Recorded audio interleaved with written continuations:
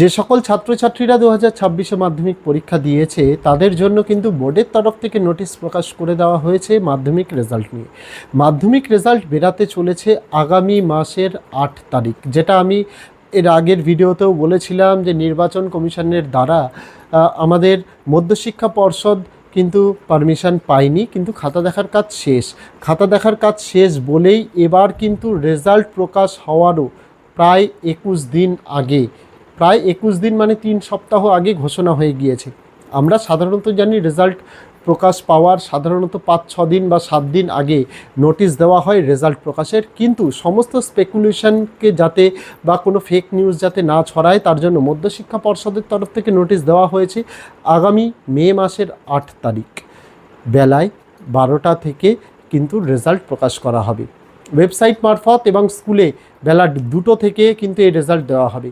ছাত্রছাত্রীরা নিজ নিজ স্কুলে গিয়ে মার্কশিট কালেক্ট করতে পারবে। কিভাবে রেজাল্ট চেক করতে হবে, কোন কোন ওয়েবসাইটে রেজাল্ট দেখা যাবে, বিস্তারিত সমস্ত কিছু আমরা জানিয়ে দেব আগামী ভিডিওতে। সেই ভিডিওতে জানাবো কিভাবে রেজাল্ট দেখতে হবে। মাধ্যমিকের যেটা আমি গতকালের ভিডিওতে বলেছি যে গ্রেস মার্কস কিন্তু দেওয়া হয়েছে, আমি বলেছিলাম একটা ডেডিকেটেড ভিডিও আনবো যে কোন বিষয়ে কত নম্বর করে গ্রেস মার্কস দেওয়া হয়েছে, কারা কারা গ্রেস মার্কস পেয়েছে। যারা যারা ভাবছিল যে 2-3 নম্বরের জন্য ফেল করছে তারা কিন্তু ফেল করছে না, যাবতীয় জানাবো আগামী ভিডিওতে। তাই অবশ্যই আমাদের চ্যানেলের সঙ্গে যুক্ত থাকার অনুরোধ রইল। আপাতত নিউজ ফ্রম